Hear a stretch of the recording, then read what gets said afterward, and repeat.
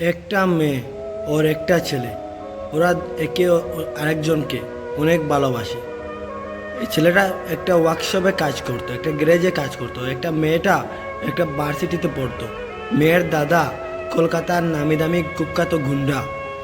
কয়েকদিন পর মেয়েটা ওর ছেলেটার ভালোবাসাটা অনেক ভালোই চলছিল।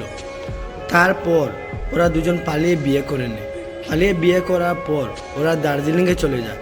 দার্জিলিংয়ে মেয়ের দাদার লোকেরা ওদেরকে খুঁজতে লাগে। তারপরে ওই মেয়েটা দার্জিলিং থেকে শিলিগুড়ি চলে যায়। শিলিগুড়ি চলে যাওয়ার পরে ওখানে থেকে একটা রুম ভাড়া করে ওখানে থাকতে লাগে। তা কয়েকদিন পর মেয়ের দাদাকে কে বলল যে তোমার বোন বর্তমানে শিলিগুড়িতে আছে। তারপরে ওর দাদা শিলিগুড়িতে যায়, গিয়ে ও বোনকে বলে যে চল বোন, যা হবার হয়েছে আমরা তোকেও মানবো আর তোর হাজব্যান্ডকেও মেনে নেব। তারপর ওরা দুজনকে বাড়ি নিয়ে আসে। বাড়ি নিয়ে আসার পর ওই মেয়েটাকে সিঁদুর মুছিয়ে দেয়। আর তারপরে ওই ছেলেটাকে এত মারধর করে ওর হাত পা কোমর সব কিছু ভেঙে দিয়ে নদীর কিনারায় ফেলে দেয়।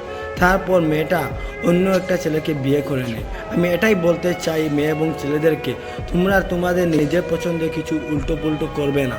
কারণ তোমাদের মা বাবারা যাকে পছন্দ করবে সেই তোমার হবে আপন, সেই তোমার হবে সব কিছু।